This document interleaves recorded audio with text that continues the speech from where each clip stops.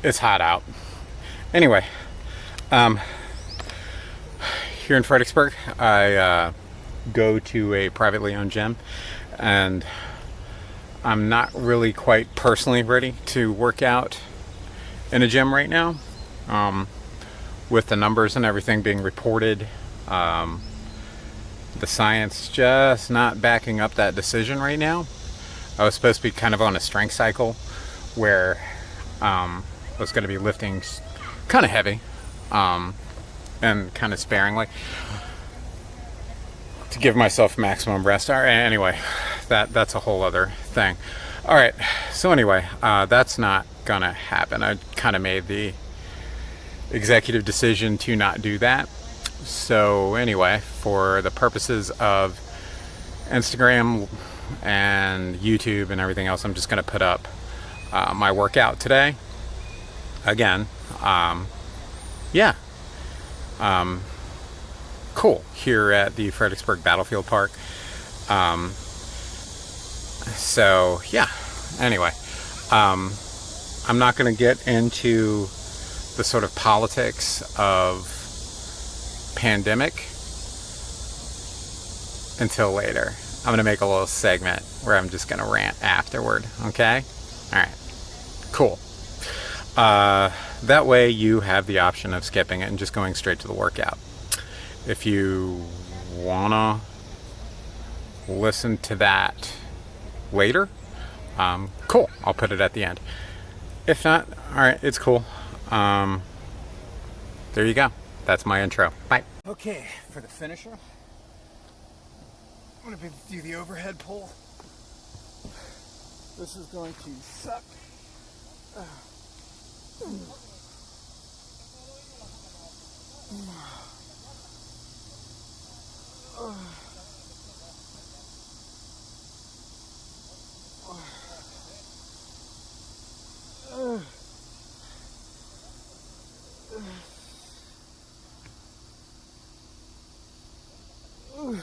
Okay, well, 3 more sets of that.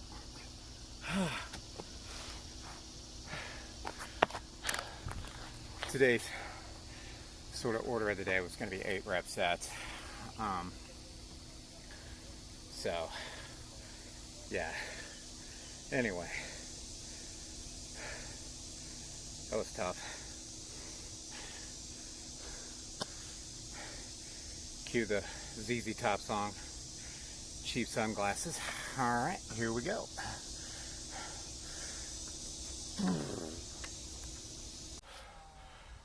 Next thing I'm going to do is a row superset. I'm going to go from regular to overhand. One is primarily for the lats, the other for the rhomboids or your delts, so forth, so on. Okay, so here,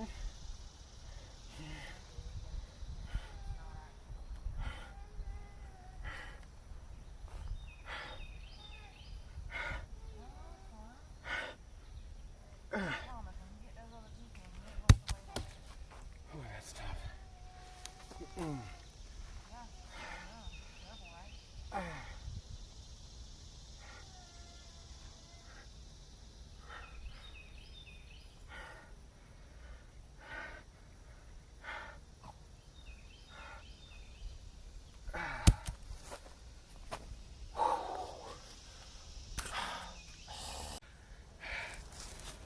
Next up is the incline.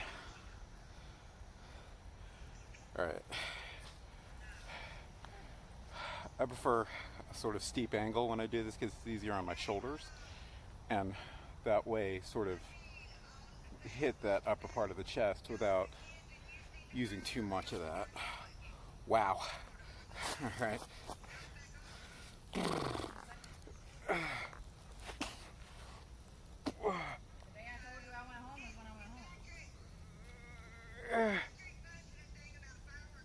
Oh man, going low rep today. This is tough.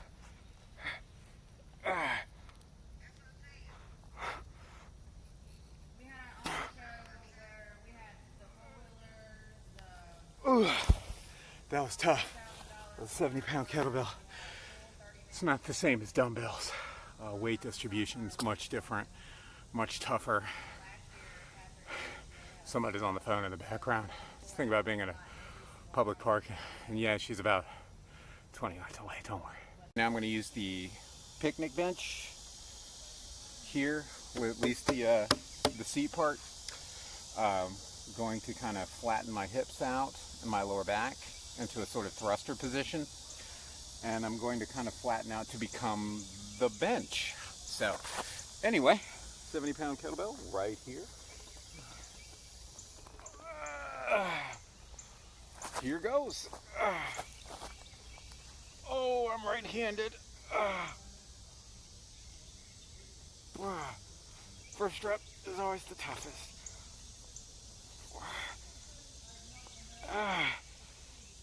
6,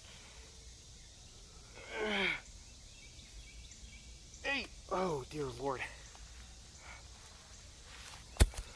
Whoops. Oh, I'm leaving that in there. I'm not re-recording that. Thunk.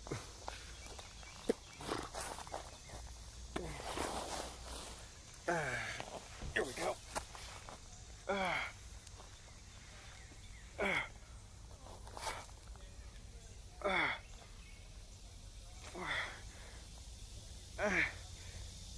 6, 7, 8. Cool. I was supposed to be starting a sort of strength cycle. Just going to do some of the basic stuff, bench, all that. I mean, that was decided on back in February. Oh well, that's life.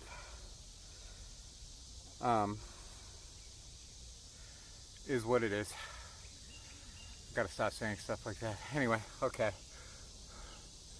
Here we go. So yeah, car rant for hopefully maybe a couple of minutes. Alright, so anyway, I said earlier I wasn't quite ready to work out in a gym today. That was not through the fault of my gym. He's doing everything he can to prepare. And kind of make everything as clean, as safe as possible. I'm just not up to working out like around people right now. I tried it for a couple of days. I'm not there right now. My wife's on immunosuppressants. I'm just trying to take extra precautions. The numbers don't look great right now. The idea that people are dying at all.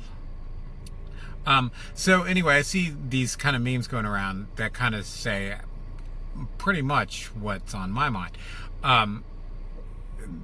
People sort of are deceived because it says like 1%. That's still a human life. That's still multiple human lives. And we're still we could still reach 1 million.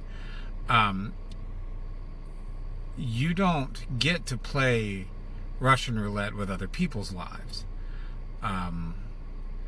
And screaming about your freedoms, anytime you sort of preface any of your sentences with you're not talking about your country. You're not talking about being in service to your country. That would mean people. No, you are very, very selfish. It has nothing to do with patriotism.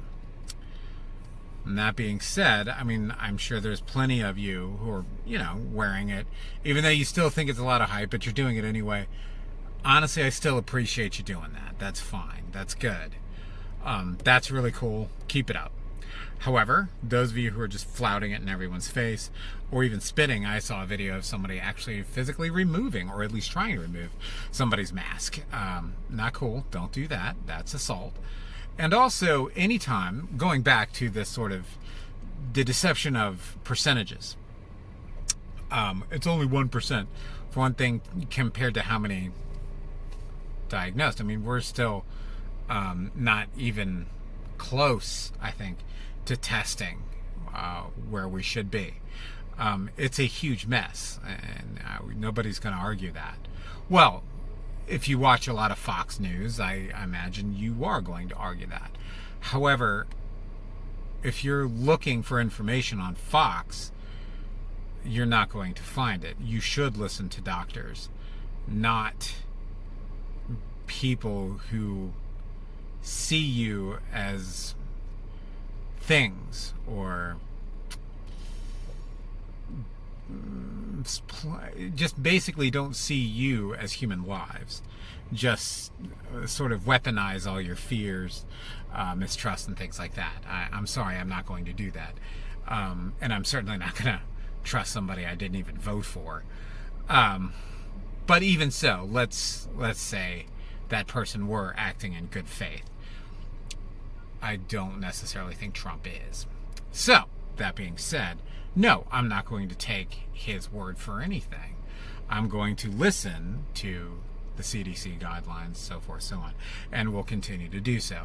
And they don't look good right now. We are still in the middle of a pandemic. The other thing is, full-on quarantine is a sort of privilege, I think, and one that I cannot afford. I have people I have to go out and work for, and I have money to earn. There are people depending on me. So I have to take every sort of precaution out there, and I would appreciate if you see my life as something, not just your convenience. Anyway, I mean, that's all I'm asking of you. Be safe, everyone, and good luck.